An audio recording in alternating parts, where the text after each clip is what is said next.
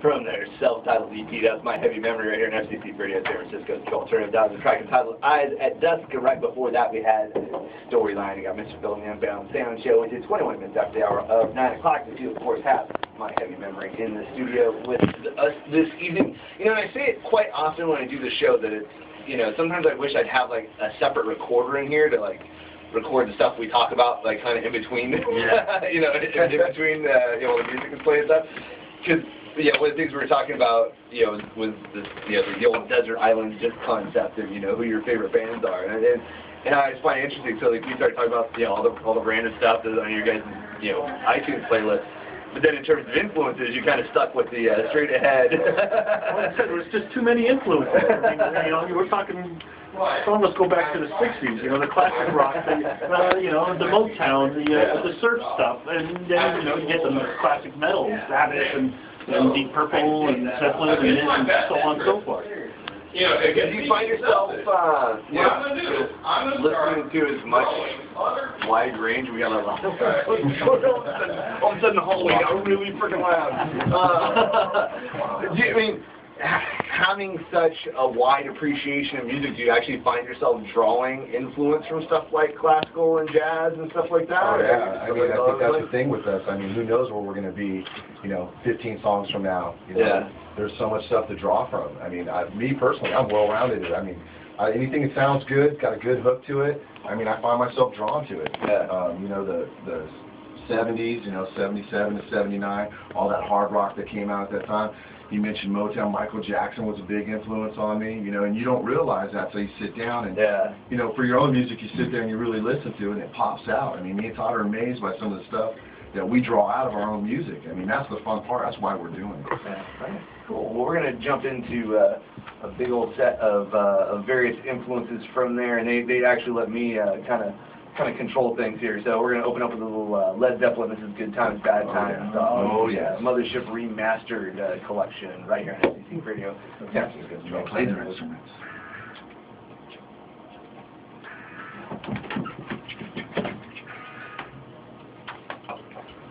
You can totally mellow this song out.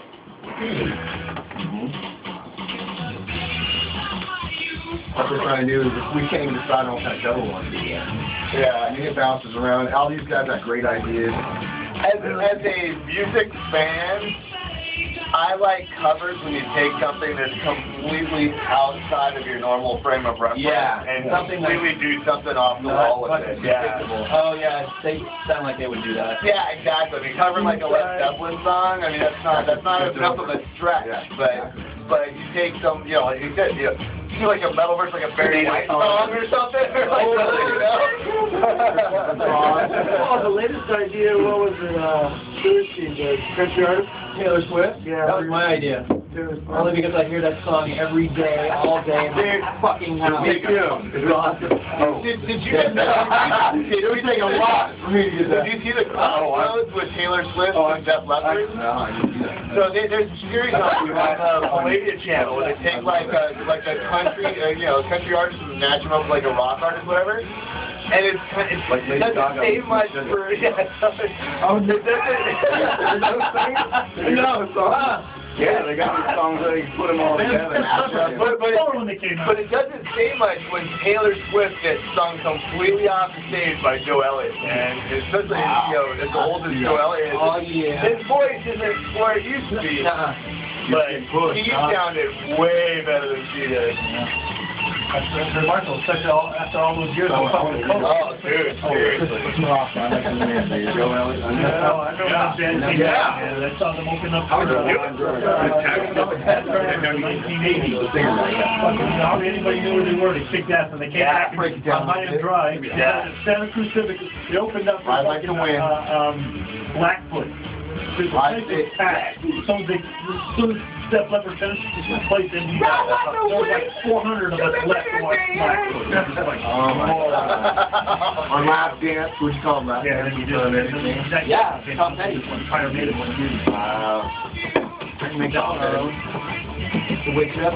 Maybe so that like halfway through people will go, oh, this is kind of a cool song. It sounds familiar, I don't know why. Holy shit, this is a Tom Petty song. That's my favorite.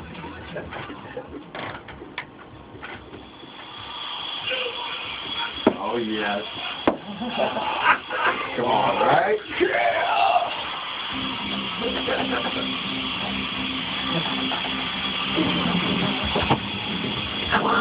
Explosions, I can see him in my I know. Oh, Brian, I'm Face coming out. Still, oh, good tonight. Thank you. August 16th. Yeah, oh, no shit. What do they call that? What do they call that? Oh, dude. I still have your cell phone I bought from there. $2. I think I still have my little rainbow kit stuff. Oh, dude, yeah, I got it. It's Harvey, dude, for $250 online. Jesus. You want to do one of those old school wall posters? Yeah. There's a big one. Gigantor. You ready for that, Ken? Oh, You ready to do Gigantor? yeah, that was my bedroom from like 10 years old until like college. It's like mounted fucking rock posters all over the place. I had the brass. Yeah, that's what I did. I had the brass. It was a blue background and the rainbow letters. It was just brass. Tape, right? The rainbow tape. Yeah. Solid brass. All the rainbow tape iron on your shirt. Like a fucking rainbow. A tape his thing. Look up the visiting thing. This guy, you're probably Like the need Mike is so fucking window. Same one you're talking about. See right away. You'll find it. I'm blind. Bing. Yeah, help brother out, dude. Well, I see Ace. It should be in this shot. You want to see Ace? You want to see Ace? How is it? You're lying to me, dude. I know it's that is exact same. Oh, yeah, it's right there in the upper corner. Yeah, the total brass, the blue background, the rainbow letter. Yeah. Oh man, there it is. I know it's there. I had the blue one. My brother had the brass cut out. Yeah, I don't know what happened. Mine's cooler than the straight cut out. Those arguments happen. No way, dude. Mine's more fun. Mine had the blue and like girls. I still have my original Kiss Army fucking folder with 8x10. Oh my God. Fucking card. A card. Yeah, I still got all I got my Kiss Alive. My one and two. I joined the Kiss Army in 1976. Didn't. I have his card spell. Why are we taking ourselves like that? That's my heavy memory. I was in the I still have rock and roll over. I don't remember when I played on my drum tape. I remember I had the original Love Gun, Top Gun. Oh, see? Oh, God. It was in that photo. You guys, I got to get that back. And then double platinum gave me the actual Kiss Alive too. I still got platinum record. Oh my God. You wrote your name on it? You wrote your name on it, exactly. I got it. Of course, I put all their names down. I wrote their autograph on them, dude. I actually made it. It was really good. That corner one. That corner. That's the Lincoln has so many left. Yeah, whatever what's the equivalent of Hot Topic back in the day?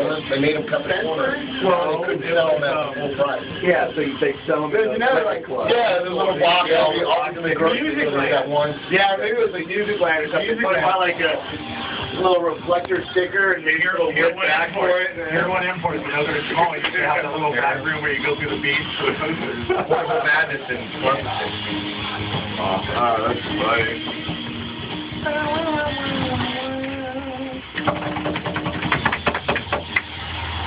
Firefly. Oh shit. There you go. Tummy in the shit, dropping the heavy one.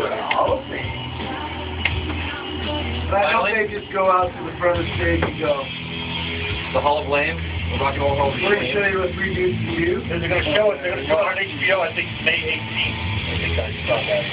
Hall of Fame. First time in 18 years they had it in LA. I heard Ann Wilson got all preachy and Thinks you can't use it as the stage. Like, good for her. Seems like one rock and roll. You mean like the Rock and Roll Hall of Fame is? Trying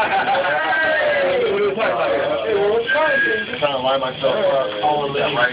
Trying to make a man a little too slow. Dude, this is the Barracuda bitches. Now, come on. They're gonna, they're gonna stand up for rock and roll.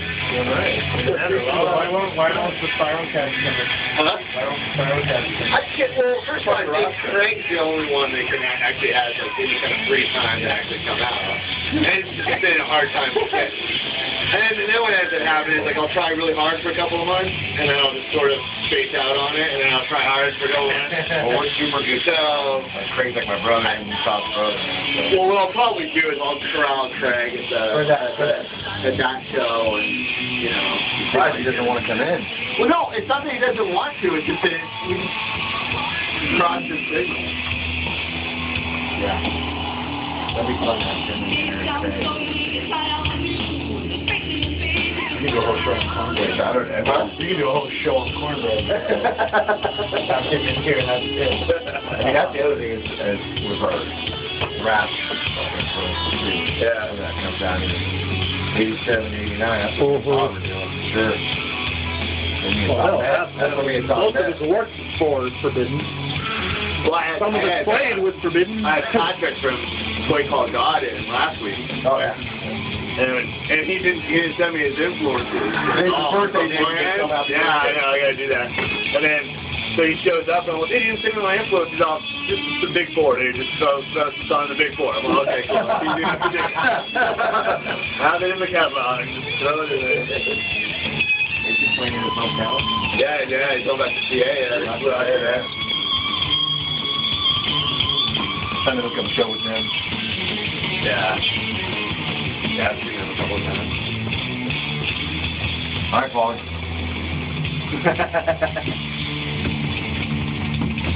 What? I remember when I was in high school, the first time I met him, we were at a party at my granny's house. And Yeah, party at the granny's house. Live was playing. And this is when you first asked me to roadie for Asylum. And he was doing, Holy shit! he's doing the drums So 100,000 years, baby. on the table, and I'm like 16, 17. Oh, watch this.